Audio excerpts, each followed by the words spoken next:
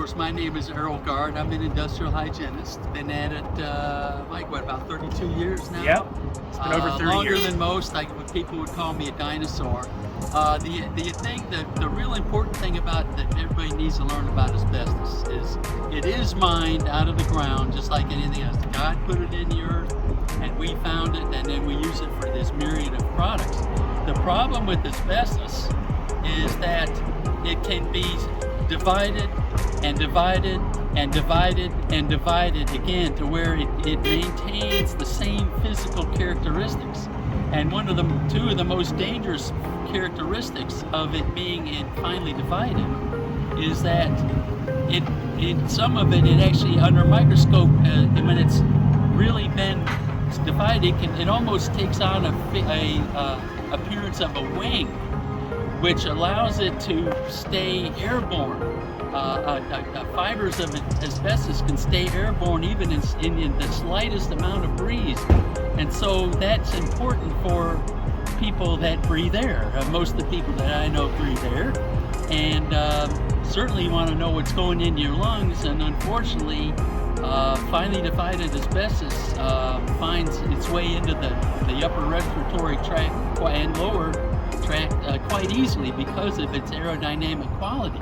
The other part about asbestos is that unlike soil or plant material or such as that the body may ingest, that we may take into our lungs, asbestos, the body doesn't know what to do with asbestos because it can't break it down. So the response that the body uses is by laying on scar tissue. It attacks it and then it slowly entombs the fibers in scar tissue. Now the problem with that is that over time, with enough scarring, one can actually lose the elasticity of the lung. I mean, the lung is, if you can think of something as fragile as a butterfly wing, it's gossamer. And so, but its magic is that it's very flexible. So if one were to lose the flexibility of the tissues in the lungs, quite frankly, I can't think of anything that would be more painful because we're all kind of squishy inside, and organs move around, and there's a lot of fluids and membranes. But if you can start getting places where that flexibility is lost, or you have conflicting surfaces that start to irritate each other, inflammation can result, and it can lead to lung cancers, mesothelioma when it gets down in towards the abdominal area. It can be quite horrible. Diseases caused by asbestos. Asbestosis is a scarring of the lung tissues which causes shortness of breath.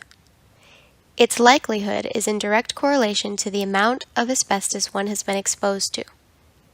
Asbestosis has a 15 to 20 year latency before symptoms may begin to show.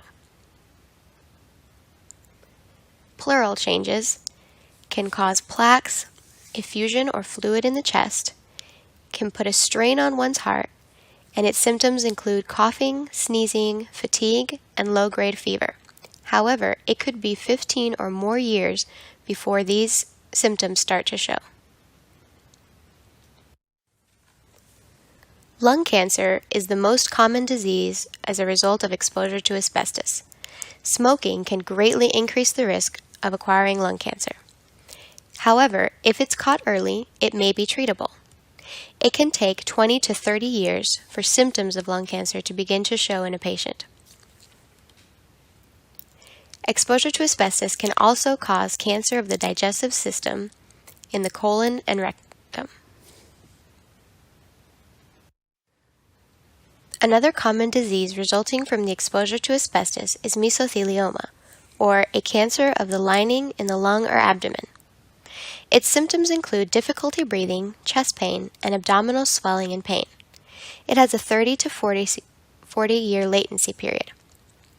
The wife and children of a person who has been exposed to asbestos can acquire mesothelioma at the same rate as this person if they fail to follow proper protective procedure designed to prevent asbestos from getting on their persona and being brought in their home.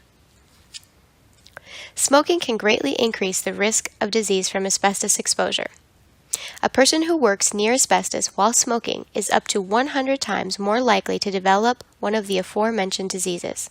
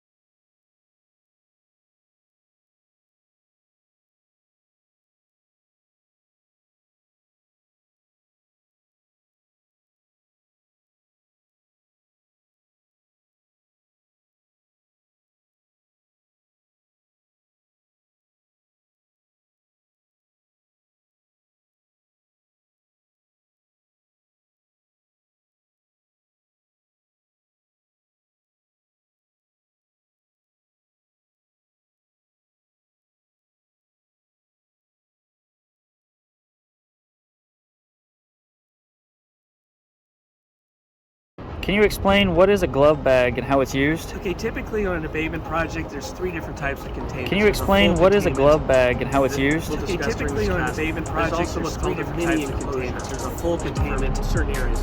Then the third type of abatement, there's also what's called a mini bag. The glove bag is used for pipe. Then the third type of abatement contains pipe into what's called a glove bag. And this glove bag is used for, we'll talk about this during the course, basically, as acting pipe and pipe. And this bag can fit. We'll talk about the string bag in more detail. The bag hanging around that pipe glove bag section, and then you can properly remove, attach and keep it vacuumed as best as containing friable pipe string glove bag. You can properly remove an air monitoring gun, even friable pipe glove bag. It's also recommended that steady seal criticals off an air monitoring gun, even negative glove bag.